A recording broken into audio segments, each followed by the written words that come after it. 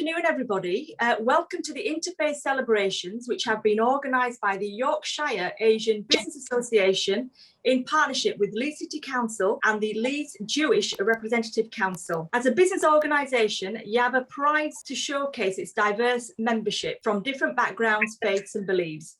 This virtual event has been put together to promote interfaith understanding by emphasising factors which are common to all faiths. I've been to a few YABA events now and we just have a great time. You guys have got something special. So thank you for letting me be a part of it. I know we've got lots of people watching this, some even all over the world. Hi to Bangalore. So here's what's going to happen. We are going to hear from a couple of supporters of this wonderful cause, some great speakers to talk about faith. To kick things off, let's hear from our Leeds City Council representative. It's Councillor Harland. Thank you, Tommy. I'm Councillor Mary Harland, the newly appointed Executive Member for the Economy and Culture at Leeds City Council. It's great to see followers of 5 different religions attending this event, ready to discuss faith and how local economy can benefit all our communities across the city. But Leeds' diversity is one of its major strengths, and that this is a city where we work together enthusiastically and successfully. As a council, I think across the city we believe that we can achieve far more working together than we do apart. This really is a great opportunity to understand each other better and consider how we can join together to make positive changes. Thank you, Councillor Harland. And we have the Director of Interfaith, Simon Phillips, here to say a few words. Hi Tommy, hi everyone. I'm so glad that we're all together today. One of the great things about past year, and it's all the sadness, has been we've got to know a lot more about each other. What's happened in the last years, we've really got to know one another much better as members of different faiths. And I think that's part of a lot of work that I'm doing at the Leeds Jewish Representative Council, to say we're not just about Leeds, we're about the whole of West Yorkshire and beyond. And I hope this is the first of many events that we can be involved with in conjunction with YABA. And we're going to be hearing more now from the individual faiths. So we're going to move on to a wonderful man, a doctor who is an entrepreneur and provider of healthcare services in Bradford. It's the one and only Mr. Dr. Manoj Joshi. Over to you, sir.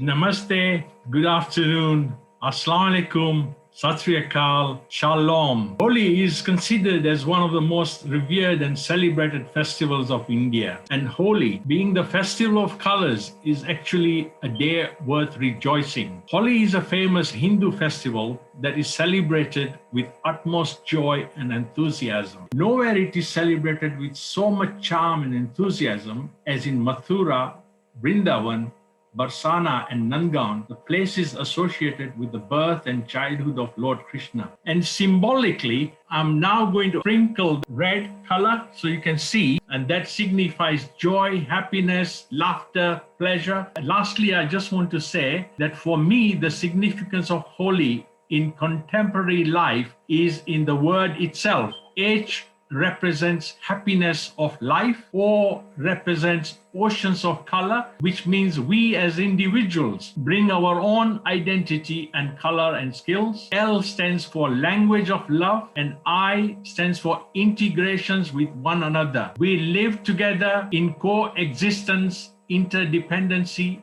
or we do not exist. Thank you so much for your time. Okay, here is a senior imam at the Makkah Masjid Mosque in Leeds. Under his leadership, the mosque has won a number of awards, including being voted the UK's model mosque. Let's welcome him on. It's the wonderful Imam Kari Asim MBE. So next week marks the beginning of Ramadan, during which over 2.5 million British Muslims will fast during the day for a month. Muslims abstain from food, drink, smoking, and sexual relations from dawn to sunset. Ramadan is designed to allow Muslims to rediscover, redirect themselves, and learn to self-discipline. The physical fact is symbol and outward expression of the real inner fast. And what it does is strengthens the human bond, and the message that is that there is enough in the world for everyone's need, but not for everyone's greed. So these are 2 key objectives when Muslims fast. One is self-discipline, trying to get better as human beings. And second is the ethos of sharing and caring for others. Thank you so much to YABA for bringing us together today. Another festival that we must mention is Vaisakhi. And to tell us about the significance of it is Dr. Jasjit Singh and Rashpal Singh Sagu. So during the month of Vaisakhi, most people, the people from Punjab, from all backgrounds, Sikhs, Hindus and Muslims, would celebrate Vaisakhi as a harvest festival. During this month, back in 1699, the 10th Guru, Guru Gobind Singh Ji, created the Khalsa, a community of the pure. The Guru really wanted us to think about the reflection of inside and wanted to focus on the character of a Sikh. The Guru gave us 5 Ks. The Ks are Kesh, our hair, Kanga, a comb, a kripan, which is a sword or dagger, a kara, which is a metal bracelet, and the kashera, which are the undergarments. The purpose of wearing the 5 Ks is to help us change the way we think of ourselves, and the way we think of others. Key thing to try to promote equality and eradicate caste. And the important question to ask is about Vaisakhi is, what does it mean for Sikhs today? There's been what's called a Nagar Kirtan, which literally means a parade through the city where we sing praises, and it's supposed to bring the community together. Vaisakhi is about 3 things. It's choice, transformation, and sacrifice. I'll just finish on the names of the Panch Pyares. All of their names promoted particular virtues. So Dayal means compassion, Dharam means responsibility, Himmat means courage, Mohkam means steadfastness, and Sahib means mastery. And the reason we celebrate it with such vigor every year, and it's clearly the most important Sikh festival, is because it's an opportunity for rebirth and transformation. And when we are back to normal, I'd invite you all to come and participate with us in the Nagar Kirtan when it happens again. Thank you very much. Waheguru Ji Ka Khalsa, Waheguru Ji Ki Fateh. We're going to now head over to Reverend Mark Madeley, the rector of St Nicholas with St Barnabas, Weston-super-Mare.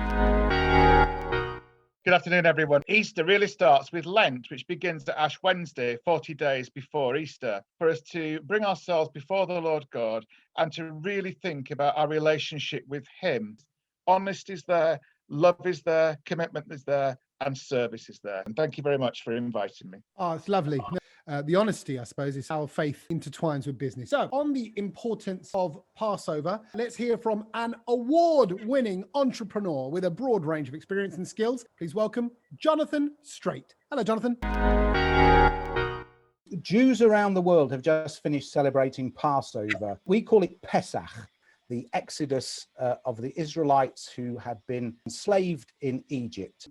Moses was given the mission to save the Jews. 9 plagues happened, and after the 9th plague, the children of Israel were invited to slaughter a lamb and put some of the blood on the doorposts of their house. The death of every firstborn, man and beast in Egypt, but this does not affect the houses with the blood painted on the doorposts. God passes over these houses, hence the name of the festival. And since then, Jews have remembered these events with rituals. The Seder. Seder means order, and we continue to follow this to this day. The story of the Exodus is recounted. Symbolic foods are placed on the table, unleavened bread.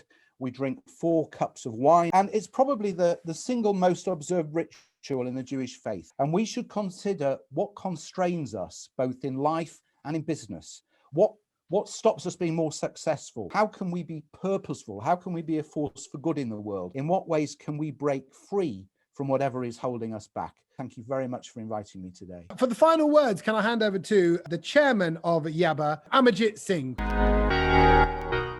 What a wonderful set of speakers, and I think it should really be inspiring to all of us. I mean, Britain is home to over 65 million people from all different races, cultures. We're lucky that we live in a very tolerant society. We talk about business, how we use our faiths to help our business. I think unity, honesty, and integrity and tolerance are the points that I'd like to sort of push forward. So I think it's been a fantastic afternoon, and I want to thank Councillor Hartland of the Leeds City Council and Simon Phillips, Director of Interfaith, Leeds Jewish Representative Council, for pulling this together and giving us all the opportunity to understand what an important month of April that we do have in terms of our celebration. Somebody's just requested if you could just say unity in the community, please, Amarjit. Unity in the community. Beautiful. In my bloodline. It's a sign off.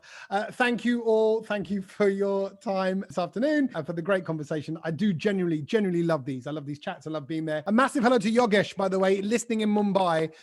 No doubt cheering on Mumbai Indians for the IPL at the end of this week. Enjoy. Take care. Look after yourselves. And thank you so much. Thank you.